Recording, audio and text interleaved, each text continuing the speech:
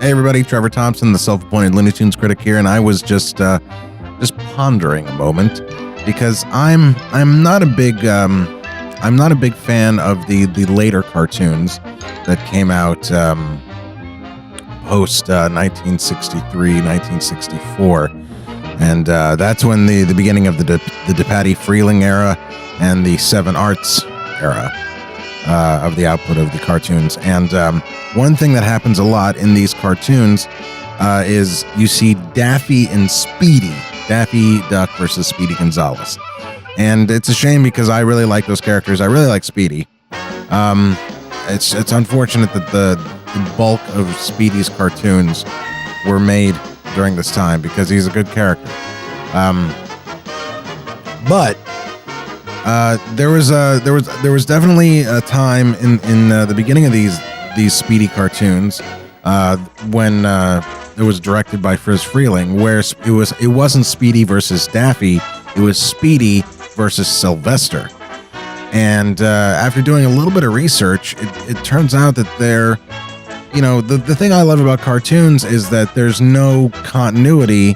They're all standalone, and yet there is something of a continuity in this little era when you think in terms of going from Daffy versus Sylvester.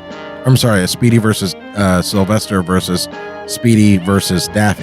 There actually is, it's not literal, but there actually is a moment where there's something of a passing of the torch moment. A moment kind of where in these cartoons where it's, one of them versus Speedy, there's a moment kind of where Daffy and Sylvester kind of pass each other in the halls and go, all right, see ya. And Sylvester does not look good for the whole trip. Now, it's not the last time we see Sylvester in the Speedy cartoons that were made by DePatie Freeling and originally directed by Friz, and then they went to be directed by Robert McKimson post 1965. But that's not exactly what's happening, because Sylvester did show up in the cartoon right after this and also in The Wild Chase. But right after those two cartoons is when it started with Moby Duck in 1965, directed by McKimson. That's when the Daffy versus Speedy cartoons started, and there were no more Daffy versus Speedy versus Sylvester cartoons. So right here in It's Nice to Have a Mouse Around the House, 1965, the first cartoon made in that year, you actually do see in this scene here Daffy and Sylvester, or basically Sylvester, worse for the wear, passing the torch to Daffy. Enjoy.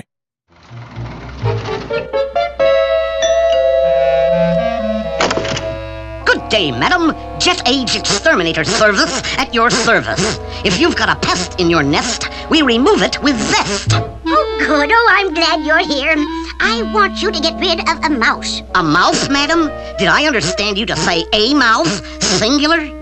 Yes, but watch out. He's not just an ordinary little mouse. Just see what he's done to my poor cat. Oh, there, Sylvester. Granny's going to take you to the vet right now. In the meantime, Mr. Duck, you can get rid of that mouse. One mouse. Ha! This will be easy. The first step is to determine if he's at home. We proceed about these things scientifically. Yeehaw! Now that I know where that pesky rodent is, he's doomed. Two other things to note before irising out of this video. This cartoon recently became available on DVD. It's on a Blu-ray called Looney Tunes Mouse Chronicles, the Chuck Jones Collection. It's part of a bonus feature, but doesn't really make sense to be put on this DVD. I mean, first of all, it's not even in Blu-ray. It's standard def, but it's not a Chuck Jones cartoon.